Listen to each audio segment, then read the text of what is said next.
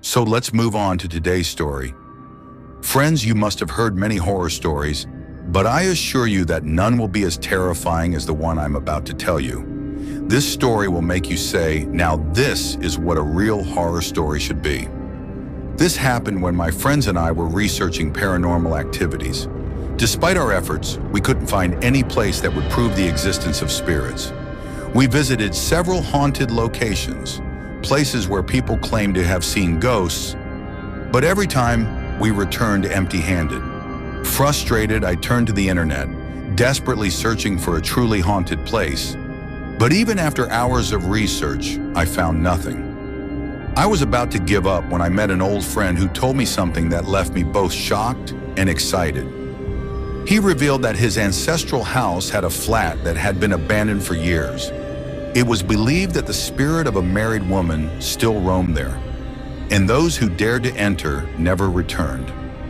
The entire building had become a desolate graveyard, scaring the villagers for years.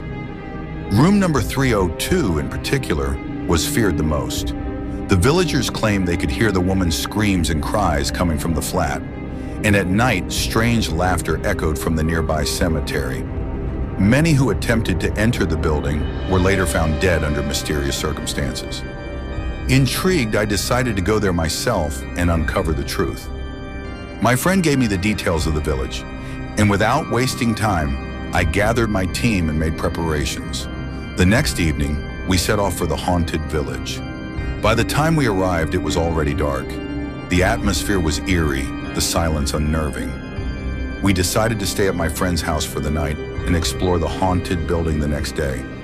While my team rested, I stepped outside to observe the village. The silence was deafening, so unnatural that it made my heart pound.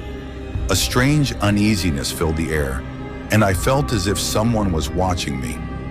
I even sensed something brushing past me, though there was no one there. Shaking off the feeling, I returned to the house and fell asleep. The haunted flat. The next morning, we made our way to the abandoned building. The structure was in ruins, covered in vines and decay. It looked like something straight out of a horror movie. As we entered, an eerie silence engulfed us. The building was surrounded by dense forest, making it even more terrifying. We began searching for room 302, the one my friend had warned me about. After a while, we found it, but the door was barely visible under layers of dust and cobwebs. Inside, everything was covered in dust. But what caught my attention was the writing on the wall, "Do not enter," scrawled in blood. The sight sent shivers down my spine. It was clear that no one had stepped foot here for years. We searched the room but found nothing unusual. I realized that if anything paranormal was to happen, it would be at night. So I decided we would return after sunset. Before leaving, we explored the nearby cemetery. To my surprise, the place was disturbingly quiet. No sound of insects, no rustling leaves, just an unsettling void. As we walked back to the village, the villagers stared at us with fear in their eyes. An old man warned us, "Do not go back there at night or you will not return alive." Ignoring his words, we waited for nightfall. The nightmare begins.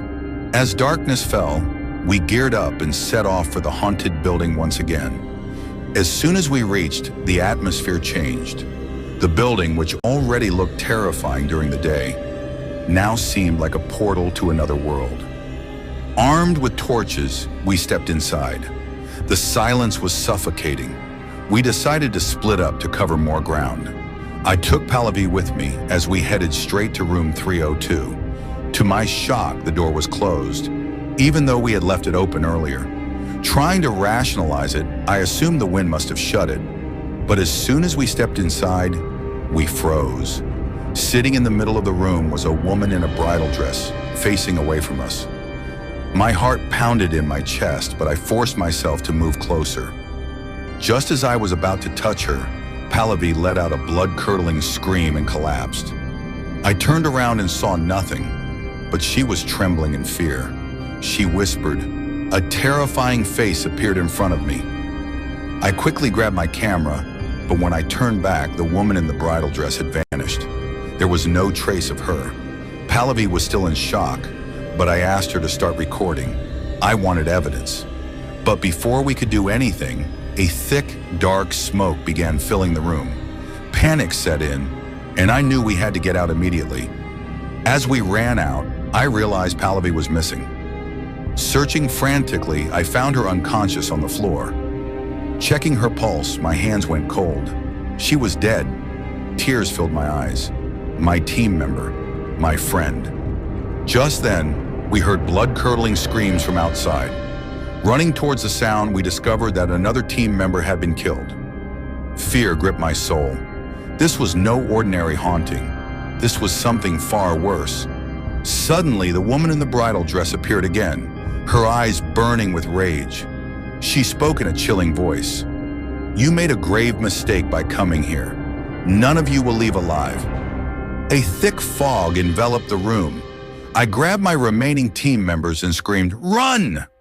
As we sprinted toward the exit, Rahul, one of our members, disappeared right before our eyes.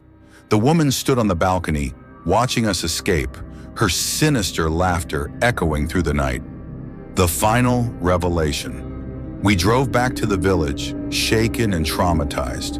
When we told the villagers what had happened, they sighed, "We warned you, but you didn't listen." When we checked our cameras, our worst fears came true. The footage was completely blank. Nothing was recorded. That day, I vowed never to return to that cursed place again. So friends, that was my most terrifying experience. If you like this story, don't forget to like, share, and comment.